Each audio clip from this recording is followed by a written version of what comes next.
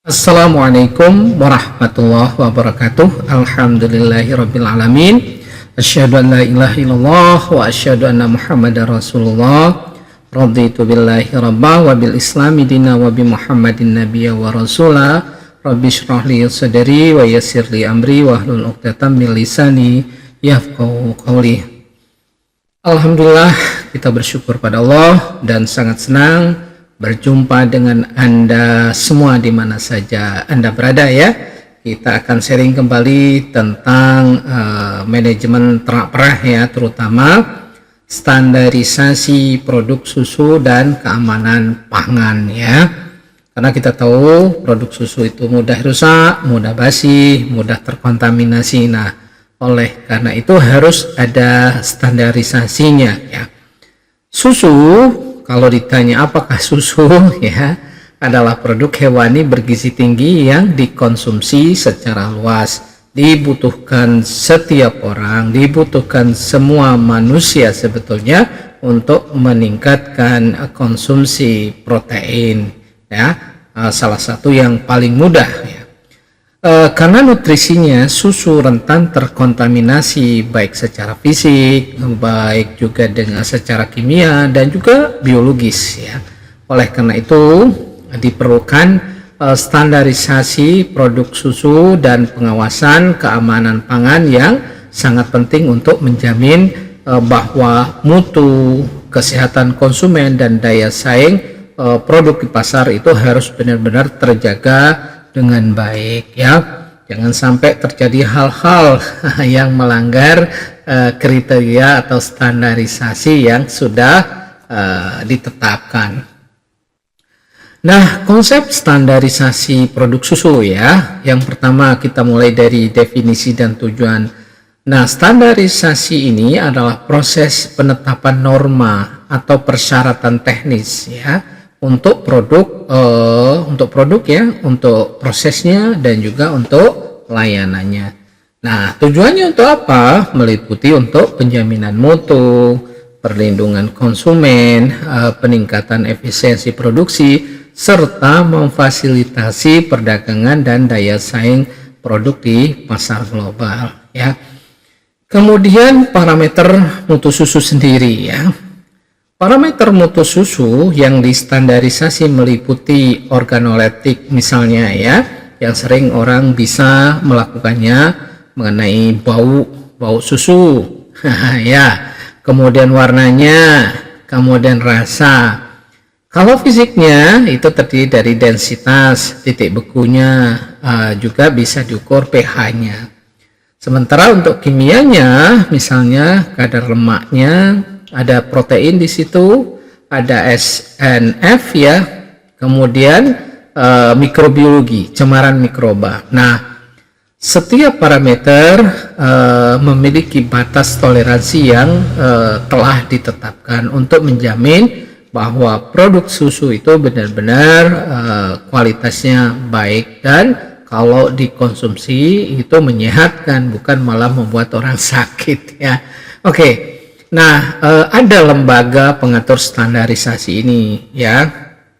Misalnya ya, standar susu diatur oleh berbagai lembaga. Kalau di Indonesia ada SNI ya.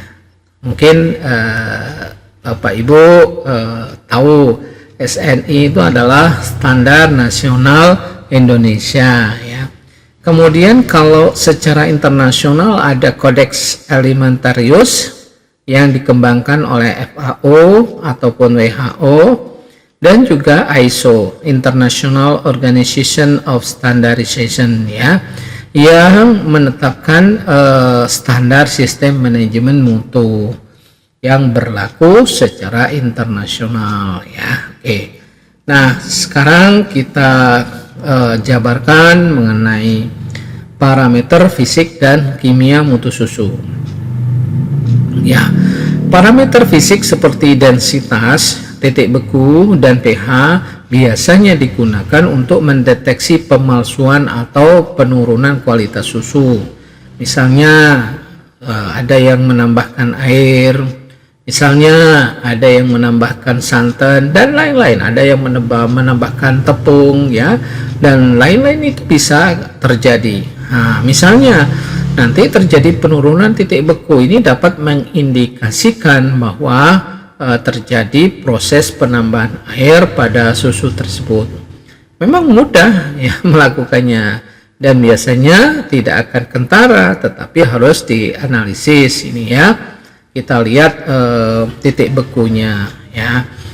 Kemudian parameter kimia seperti mencakup kadar lemak misalnya ya, kadar protein dan SNF ya, solid non fatnya, yang mencerminkan nilai gizi dan komposisi dari susu itu sendiri.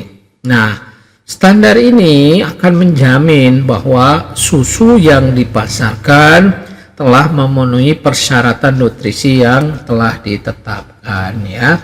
Oke, kita lanjutkan ya tentang keamanan pangan dan produk susu ya.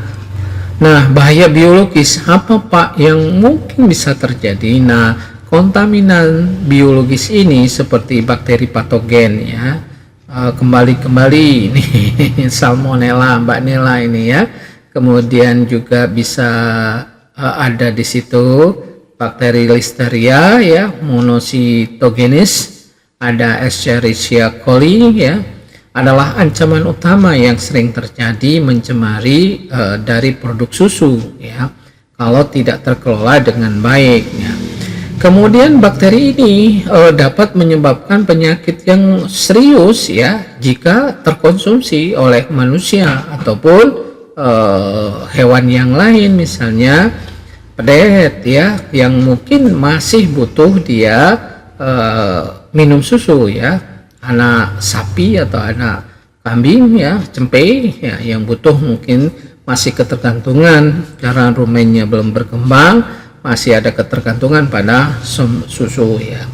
Nah, berikutnya adalah bahwa pengawasan ketat diperlukan untuk mencegah pertumbuhan dan penyebarannya.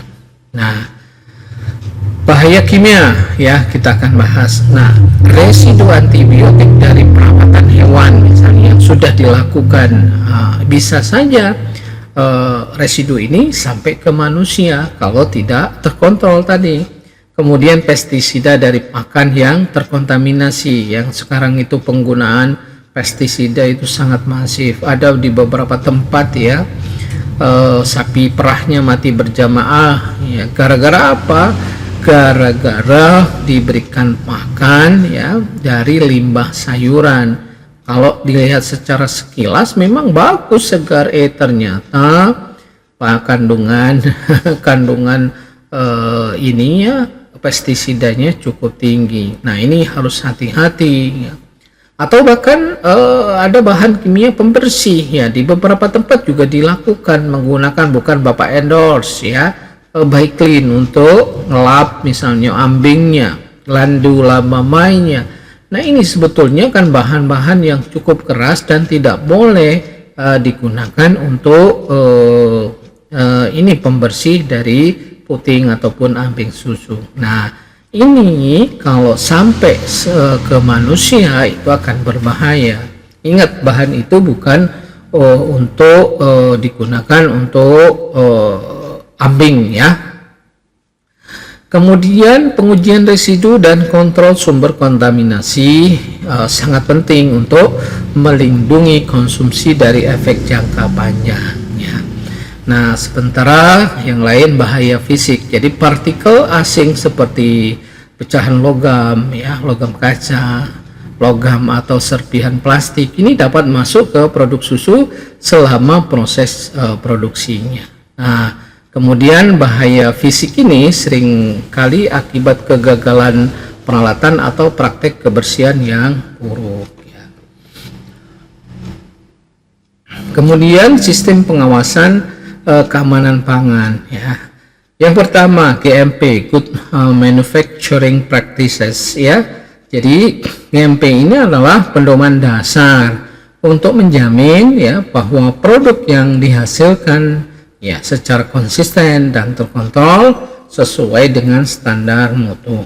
Nah, ini mencakup misalnya ya kebersihan pabrik susu itu, peralatan yang digunakan, bagaimana personalianya, dan prosedur operasional yang dilakukan di dalam industri pengolah susu itu ya.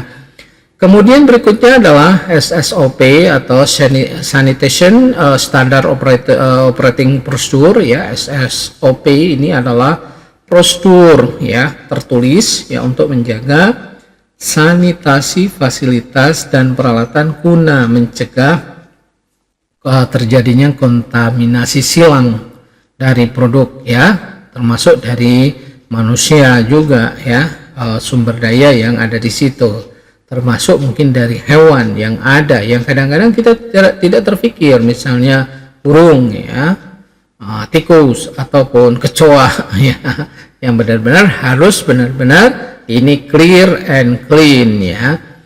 Nah, ini meliputi pembersihan, desinfeksi, dan pemantauan kondisi sanitasi termasuk di sekitar pabrik tersebut. Kemudian berikutnya yang ketiga adalah CCP ya, Hazard Analysis and Critical Control Point ya, adalah sistem manajemen keamanan pangan yang proaktif.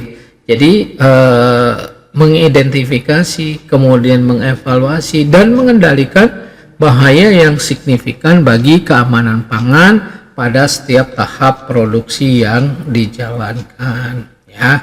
Itu beberapa hal. Nah, bagaimana implementasi HACCP tadi ya pada industri pengolah susu?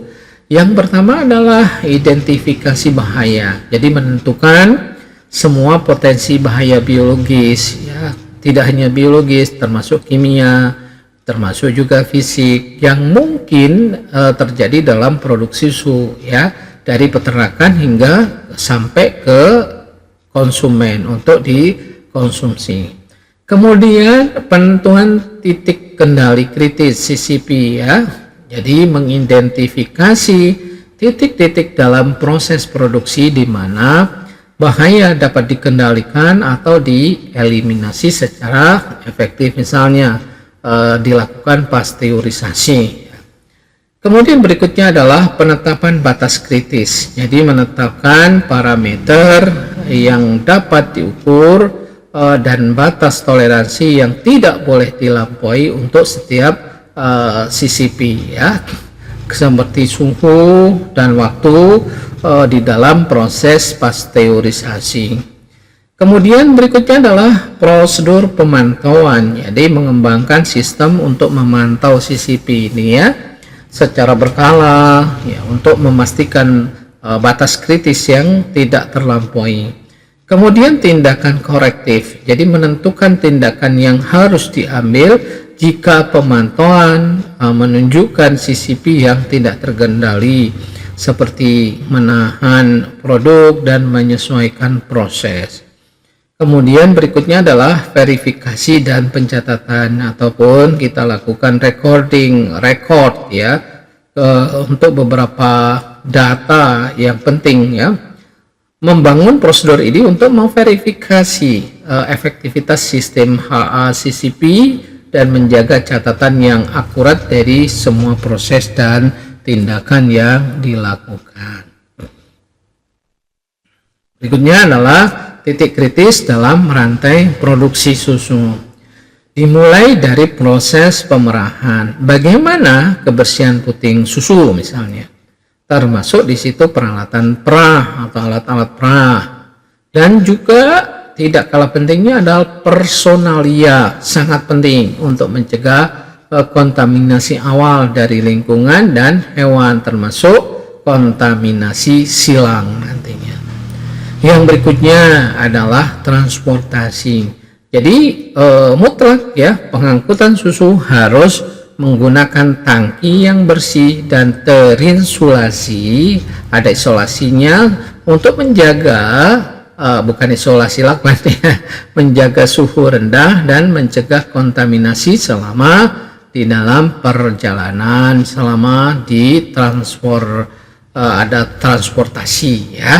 Jadi berikutnya setelah transportasi baru dilakukan penyimpanan ya. Ada standarnya juga, susu harus segera didinginkan setelah pemerahan dan disimpan pada suhu rendah, ya, paling tidak 4 derajat Celcius atau bahkan minus, ya, kurang, untuk menghambat pertumbuhan mikroba. Kemudian berikutnya adalah pengolahan. Proses pasteurisasi atau sterilisasi adalah sisi utama untuk membunuh patogen. Nah, kontrol suhu dan waktu yang tepat ini sangat penting, ya, untuk keberhasilan di dalam proses ini. Nah, yang terakhir itu bagaimana kita melakukan pelabelan dan traceability, ya, produk susu. Ini dilakukan tracer, ya. Jadi pelabelan yang akurat dan informatif adalah kewajiban hukum, ya, bisa dituntut EPS kalau tidak melakukan ini label yang benar. Dan alat penting untuk perlindungan konsumen, benar-benar harus dijaga keamanan konsumen, misalnya jelas expired date-nya, masa berlakunya, dan tidak boleh dikonsumsi kalau sudah melebihi batas waktu. Itu harus mutlak harus dilakukan. Kemudian label harus mencakup informasi seperti tanggal kadaluarsanya kapan, bagaimana kandungan nutrisinya, bahan tambahan, mungkin kalau ada alergen, ya, yang bisa menimbulkan alergi, dan instruksi di dalam penyimpanan, walaupun itu dalam kemasan itu harus ada, apakah harus disimpan di tempat dingin atau suhu ruangan dan lain-lain. Berikutnya adalah traceability, ya, atau ketelusuran, ya, memungkinkan untuk pelacakan produk dari peternakan hingga ke konsumen, ya, misalnya dari peternakan ke industri pengolah sampai ke konsumen itu bisa di tracer, ya. Nah, ini semua sangat penting untuk penarikan produk jika nih ada masalah keamanan pangan dan meningkatkan kepercayaan konsumen terhadap produksi susu atau produk susu yang telah dipasarkan. Oke, mungkin sampai di sini, ya. Mudah-mudahan apa yang kita sampaikan ini bermanfaat, ya. Tentunya tetap kita berharap bahwa ketahanan pangan, kedaulatan pangan, ya, apapun itu, baik sumber dari pertanian, peternakan atau yang lain, benar-benar kita peroleh, ya, semuanya untuk kesejahteraan kita bersama. Kita akhiri, ya, nasrun minallah wa fatun qarib. Wassalamualaikum warahmatullahi wabarakatuh.